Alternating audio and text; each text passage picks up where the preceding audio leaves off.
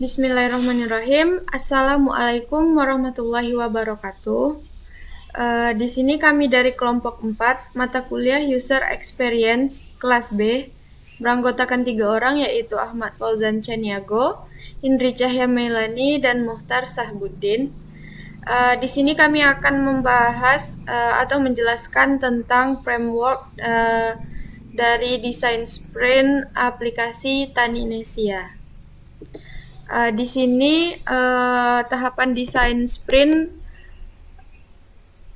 terdapat beberapa tahapan, ada 5 tahapan, yaitu yang pertama understand, yang kedua develop, yang ketiga convert, keempat prototype, dan yang kelima validate.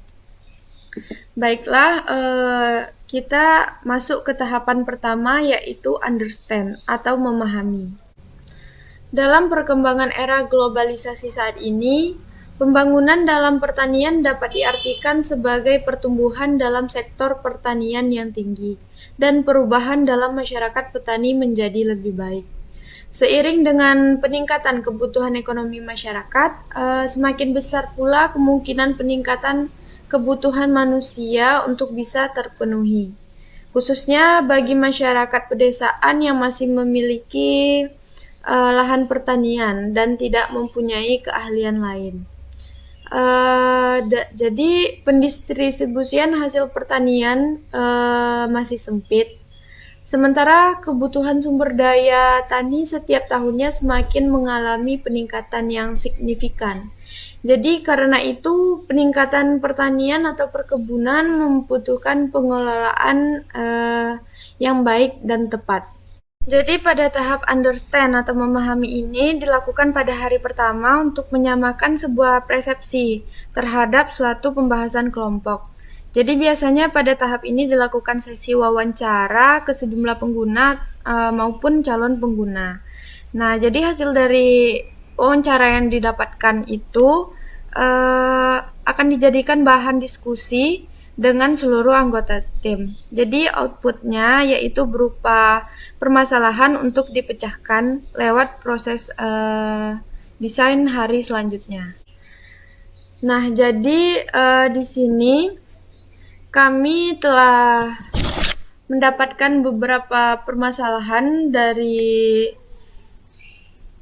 pertanian, yaitu ada masalah sumber daya manusia petani. Yang kedua, permasalahan bagaimana cara bertani yang baik dan benar. Yang ketiga yaitu pendistribusian hasil pertanian yang masih sempit. Selanjutnya yaitu tahapan develop atau kembangkan. Tahapan ini dilakukan di mana individual dari setiap tim memberikan ide atau gagasan sebanyak-banyaknya. Jadi selanjutnya mereka harus melakukan rancangan yang masih berupa rancangan kasar dengan tujuan supaya orang lain bisa mendapatkan bayangan tentang bagaimana ide tersebut diaplikasikan. Nah, jadi berikut beberapa ide dari kelompok 4. Yang pertama ide dari Muhtar Sahbuddin. Aplikasi ini dibuat untuk petani dan masyarakat umum. Yang kedua, untuk pembelian, metode pembayarannya yaitu Dana, OVO, dan GoPay. Yang ketiga, tambahkan tampilan riwayat transaksi. Selanjutnya, ide dari Indri Cahya Melani yaitu untuk meningkatkan pengetahuan petani dan masyarakat, tambahkan menu edukasi. Selanjutnya, untuk mempermudah pengguna, tambahkan menu chat. Dan yang ketiga, tambahkan menu bantuan agar pengguna dapat bertanya langsung kepada admin jika ada yang tidak dimengerti tentang aplikasi. Dan selanjutnya yaitu ide dari Ahmad Fauzan Chaniago. Yang pertama, tambahkan menu penjualan produk hasil pertanian. Yang kedua, untuk mengetahui statistik penjualan, tambahkan grafik penjualan. Nah, sekian tadi adalah beberapa ide dari kelompok 4. Tahapan selanjutnya yaitu convert akan dijelaskan oleh Ahmad Fauzan Chaniago. Kepada Fauzan dipersilahkan. Terima kasih kepada Indri. Selanjutnya yaitu setelah kita memvote dan mengumpulkan ide-ide yang ada di Diverge, lalu tahap selanjutnya kita adalah menconverge. yaitu di mana tim berkumpul untuk memutuskan rancangan yang terbaik dari ide-ide yang telah kita kumpulkan. Rancangan yang jumlah voting yang terbanyak dan idenya yang bagus akan kita jadikan sebuah prototype dan didesain dengan rapi. Nah, di sini Taninesia, aplikasi kita Taninesia, itu ada menu registrasi akun atau login. Nah, jika kita registrasi, yaitu user dapat registrasi menggunakan email dan nomor HP yang aktif. Nah, jika sudah ada, lalu melakukan login agar dapat mengakses aplikasi. Lalu selanjutnya, user yang berhasil login akan diarahkan ke halaman dashboard. Nah, di sana di dashboard user dapat mencari apapun kebutuhannya yang berkaitan dengan pertanian. Di dalam dashboard memiliki beberapa fitur, yaitu ada fitur profil, kategori, edukasi, berita atau news, pesan, dan keranjang. Di halaman menu profil, nah, di profil ini user dapat mengedit, mengganti, atau melakukan penggantian password, menghubungi customer service, dan melakukan logout atau keluar dari aplikasi. Di halaman kategori, user dapat memilih berbagai jenis kategori produk-produk yang ditawarkan. Lalu di halaman edukasi ini, user bisa mendapatkan berbagai macam informasi tentang bagaimana cara bertani, tutorial merawat pertanian, tutorial merawat bunga, cara menanam ini dan itu. Pokoknya berbagai tutorial tentang pertanian. Pada halaman news ini merupakan rekap dari berbagai kegiatan toko, mulai dari pesanan masuk, pesanan selesai, pendapatan hari ini, dan sebagainya. Nah, halaman pesan ini yaitu user dapat mengirimkan pesan kepada user lain dan kepada pihak toko atau pihak penjual. Nah, pada menu keranjang itu terdapat user dapat melakukan pembayaran atas barang yang dipilih mereka dan juga bisa dapat memilih metode pembayaran yang diinginkan oleh user. Selanjutnya akan dijelaskan oleh Bang Mukhtar. Kepada Bang Mukhtar, saya persilakan. Baiklah, di sini saya akan menjelaskan prototipe kami yang berjudul Etani.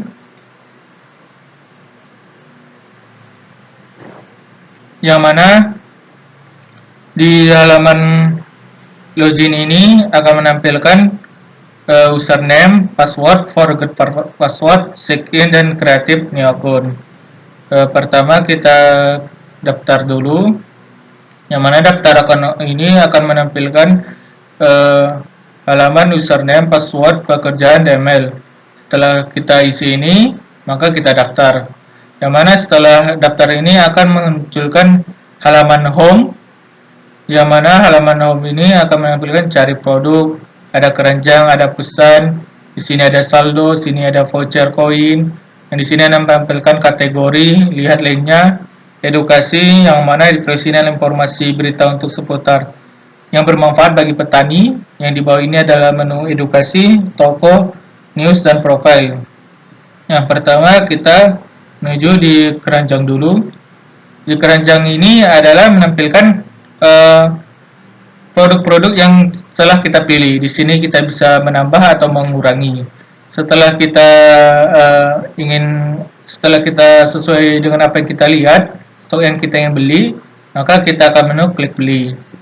Nah, di sini munculkan alamat pengiriman, nomor rumah, jumlah, opsi pengiriman, metode pembayaran. Setelah sesuai, dan di sini akan menampilkan total harga buat pesanan. Di sini metode pembayarannya ada dompet digital yaitu Dana, OVO, dan GoPay. Setelah kita pilih salah satu, kita konfirmasi. Setelah konfirmasi pembayaran akan memunculkan kode pembayaran itu sendiri. Setelah kita melakukan pembayaran, klik OK. Di sini setelah kita mengokekan, akan muncul notifikasi pesanan baru yang telah kita beli tadi. Selanjutnya adalah pesan. Pesan ini adalah menghubungi pihak tertentu yang ingin kita beli atau dari pembeli yang ingin beli produk kita. Selanjutnya di menu kategori lainnya, yang mana menu kategori lainnya ada berupa produk buah-buahan, sayur-sayuran, dan produk pupuk yang ingin kita beli. Yang mana kita pengen beli produk sayur-sayuran, yang mana produk sayur-sayuran ini ada menu populer, terbaru, dan terlaris. Kita pilih salah satu, cabai merah, yang mana cabai merah ini akan menampilkan gambar harga, stok yang apa, dan nama toko dari yang menjual produk sayur-sayuran ini. Di sini ada menu chat penjual. Di sini kita bisa menambahkan keranjang. Selanjutnya, kalau kita tambah keranjang, balik lagi, cabai merah, beli, buat pesanan, sampai konfirmasi, keluar kode pembayaran, dan ada menu pesanan yang sudah dipesan. Selanjutnya di edukasi. Di edukasi ini berupa informasi berita seputar informasi yang dapat bermanfaat bagi para petani, yaitu pemilihan bini, pemilihan lahan, cara basmi hama, labu siam turunan, herbal, rival HIV, yang mana kita klik salah satu, pemilihan lahan. Nah, pemilihan lahan ini akan menampilkan gambar, tanggal, dan seputar informasi yang bermanfaat untuk para petani. Selanjutnya adalah toko-toko ini adalah toko produk dari user itu sendiri, user pengguna, yang mana ini menampilkan halaman produknya dan dapat menampilkan menambah. Kita klik produknya, di sini akan menampilkan produk dia yang populer. Menampilkan klik cabai merah, di sini menampilkan gambar halaman cabai merah, harganya, stok yang ada. Di sini dapat mengedit dan menghapus produk dari pengguna itu sendiri. Selanjutnya adalah di sini tambah. Di sini dapat menampilkan menambah usaha dari si usernya sendiri. Ada foto, nama usaha, nomor telepon, alamat lengkap, lokasi, kecamatan, kabupaten, provinsi, dan sistem pembayaran dapat COD atau transfer. Sini dapat tambah usaha. Selanjutnya adalah news. Di mana di sini news ini berupa daftar transaksi yang kita pesanan tadi, rekap transaksi, grafik jumlah penjual yang kita jual. Di sini ada grafiknya, dan selanjutnya adalah menu profile. Di mana profile ini sendiri ada di profil, ubah password, hubungi kami, tentang kami, dan keluar. Di sini dapat edit profil, yang mana edit profil dapat mengedit data diri, jenis kelamin, alamat lengkap, kelurahan, kecamatan, dan kota, dapat disimpan. Selanjutnya menu ubah password. Di sini dapat mengubah password lama, password baru, dan format password kapan. Di sini ada hubungi kami, dapat menghubungi salah satu adminnya, dan selanjutnya di sini keluar. Di sini akan muncul alert apakah Anda ingin yakin keluar. Tidak.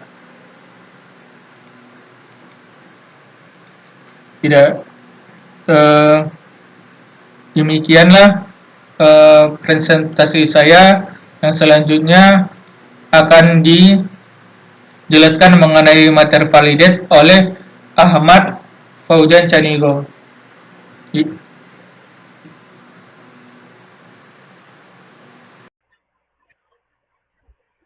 Terima kasih kepada Bang Mukhtar. Selanjutnya saya kembali menjelaskan yaitu tahap terakhir dari project ini, yaitu validate. Pada tahap ini, prototipe kita ini langsung diuji oleh calon penggunanya. Setelah kita dapat hasil data dari responden, maka kita gunakan sebagai dasar penentuan proses iterasi. Nah, di sini kita menggunakan UEQ atau User Experience Questionnaire. UEQ merupakan alat atau kuesioner yang mudah dan efisien untuk mengukur user experience atau UX. Ini memudahkan kita untuk mengukur UX pada sebuah desain aplikasi. Di dalam UEQ terdapat 6 skala penilaian yang dihitung, yaitu ada daya tarik, kejelasan, efisiensi, ketepatan, stimulasi, dan kebaruan. Di daya tarik, apakah pengguna tersebut menyukai atau tidak terhadap produk yang kita buat. Nah, yang kejelasan maksudnya apakah pengguna mudah mengenali produk kita untuk belajar atau bagaimana cara menggunakan produknya. Lalu efisiensi, yaitu di mana pengguna dapat menyelesaikan alur workflow-nya atau flowchart-nya dengan cara yang sangat simpel atau sederhana. Lalu yang keempat ada ketepatan. di mana pengguna merasa terkendali terhadap interaksi. Lalu yang 5 ada stimulasi. Stimulasi, apakah produk kita itu menarik dan memotivasi pelanggan untuk menggunakan produk kita? Nanti kita hitung di UAQ. Oke, langsung saja kita ke UAQ, ke sini. Nah, saya telah membuat kuesioner dengan menggunakan format UAQ yang bisa kita download di sini. Kuesioner. Lalu di sini, nah di sini saya telah mendapat 8 jawaban dari beberapa responden yang mengisi kuesioner kami. Ini beberapa penilaian dari mereka yang mereka inputkan. Nah, langkah selanjutnya yaitu kita akan mengekspor jawaban hasil responden ini ke dalam Excel. Itu dengan cara klik ini. Nah, akan muncul tampilan seperti ini. Langkah selanjutnya yaitu kita mendownload data analysis tool ini. Nah, setelah kita download, maka kita akan mendapatkan file ini. Lalu kita gunakan ini UAQ Data Analysis Tool versi yang ke-9. Nah, di sini kita setelah kita buka file UAQ versi 9 ini, kita pindah ke tabel spreadsheet data. Nah, di sini kita kopikan data yang di sini tadi, yang kita ekspor tadi menjadi Excel. Copy semuanya. Lalu kita pindahkan ke spreadsheet ini. Kita paste. Nah, jika sudah, kita pergi ke halaman benchmark. Nah, di sini akan muncul otomatis beberapa hasil dari penilaian aplikasi kita dari responden kita. Di sini atraktifnya bernilai excellent, perspicuity-nya excellent juga, efficiency excellent, dependability excellent, simulasi excellent, dan novelty excellent. Keenam penilaian yang ada di UAQ ini bernilai excellent.